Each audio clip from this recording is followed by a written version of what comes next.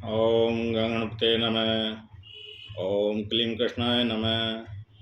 गुरु ब्रह्मा गुरु विष्णु गुरुर्देव महेश्वराय गुरु साक्षात् परब्रह्म तस्मै श्री गुरुवे नमः। श्लोक नंबर 49 श्रीमद् भागवत गीता सांख्य योग।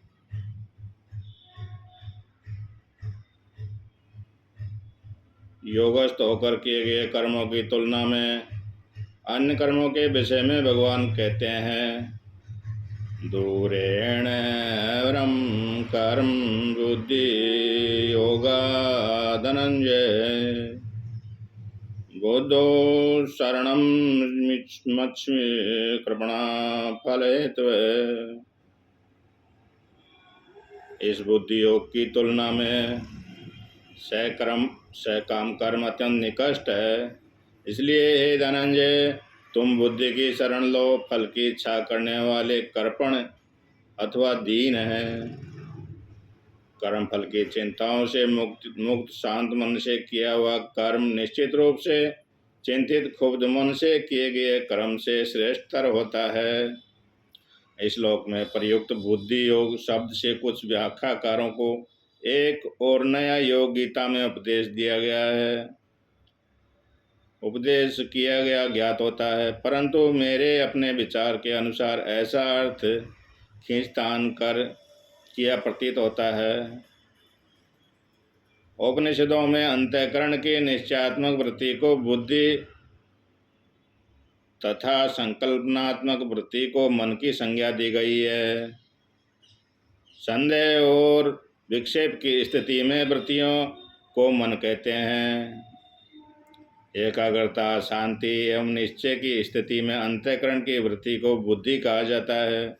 अतः बुद्धि योग का अर्थ वह बुद्धि के निश्चित किए अर्थ में कार्य में दृढ़ता से स्थिर होना। निश्चय ही दृढ़ता, मन का बुद्धि के अनुशासन में रहना तथा अंतर्भय परिस्थितियों का स्वामी होना बुद्धि योग के लक्षण हैं। जीवन के परम लक्ष्य को आँखों से ओझल किए बिना प्राप्त कर्तव्यों का पालन ही बुद्धि योग है। गीता की सामान्य प्रस्तावना, जिसमें व्यक्तित्व का विघटन एवं वासना क्षय के द्वारा उसके संगठन का विवेचन किया गया है, के प्रकाश में बुद्धि योग का अर्थ ये हो सकता है, साधक का जीवन में बुद्धि के अनुसार रहने का सतत प्रयत्न, मन को बुद्धि के अनुशासन में लाकर उसके निर्देशानुसार काम करने के प्रयत्न को बुद्धि योग कहते हैं। इस प्रकार पूर्वार्जित वासनाओं के क्षय द्वारा अहंकार का नाश होता है और उसके नाश का अर्थ है बुद्धि योग में स्थिति। यहाँ अर्जुन को बुद्धि की शरण में जाने का उपदेश दिया गया है। बुद्धि योग का आश्रय ग्रहण करने में एक प्रबल कारण है। यदि मन की प्रवृत्तियों के अनुसार ही कर्म करते रहे तो चित्त में असंग विक्षेप तो उत्पन्न होते ही है, परंतु साथ ही नई नई वासनाओं का संचय भी होता है, जिसका सघन आवरण आत्मस्वरूप पर पड़ता है। भगवान ऐसे लोगों को कृपण कहते हैं। वास्तव में वे ही दीन हैं।